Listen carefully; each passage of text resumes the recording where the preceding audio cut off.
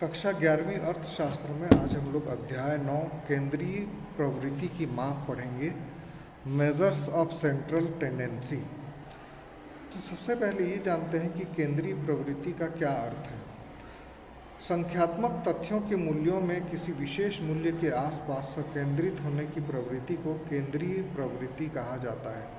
अर्थात किसी मूल्य के आसपास जो प्रवृत्ति केंद्रित होती है उसी को सेंट्रल टेंडेंसी बोलते हैं। इस बिंदु को जिसके आसपास अन्य मूल्यों का जमा होने की प्रवृत्ति पाई जाती है केंद्रीय बिंदु कहा जाता है।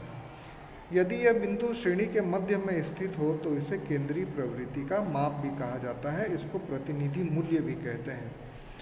और केंद्रीय प्रवृत्ति के माप के बारे में ये कहा गया है कि एक ऐसा अंक जो किसी श्रेणी के लगभग मध्य में स्थित होता है और उसके महत्वपूर्ण लक्षणों का प्रतिनिधित्व करता है, केंद्रीय प्रवृत्ति का माप या माध्य या औसत कहलाता है। सिम्पसन और काफ्का की परिभाषा को आप लोग याद कर लें।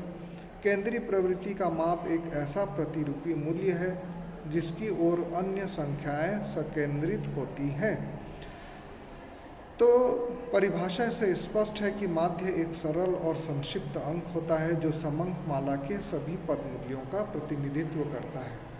अब हम लोग देखेंगे सांख्यिकी माध्य के उद्देश्य और कार्य। पहला है समंकों का संक्षिप्त चित्र प्रस्तुत करता है। ये जो केंद्रीय प्रवृत्ति की माप है, सांख्यिकी माध्यों की सहायता से जटिल और अस्पष्ट समंकों को सरल, स्पष्ट और संक्षिप्त रूप में प्रकट किया जाता है। ये इसका सबसे बड़ा लाभ है या उद्देश्य भी कह सकते हैं।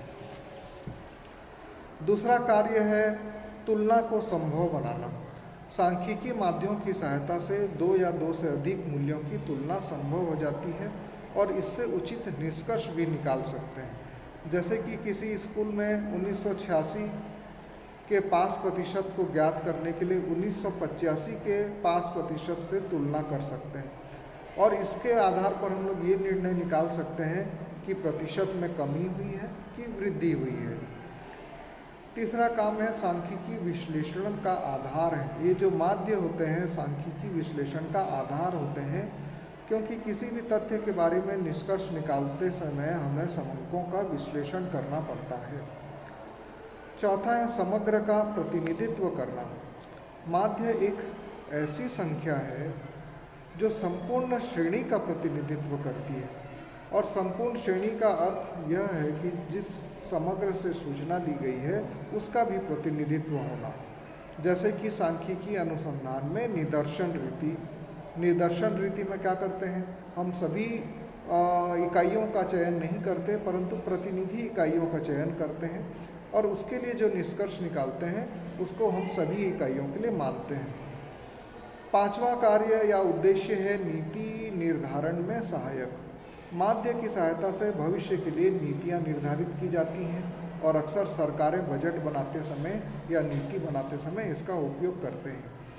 माध्य से यह ज्ञात होता है कि हमारे देश में किसी भी वस्तु का औसत उत्पादन दूसरे देशों की तुलना में कम है, तो हम इस निष्कर्ष पर पहुंचते हैं कि उत्पादन में कुछ कमी है जिसमें सुधार की आवश्यकता है। अब देखते हैं एक आदर्श माध्य के क्या क्या गुण होने चाहिए।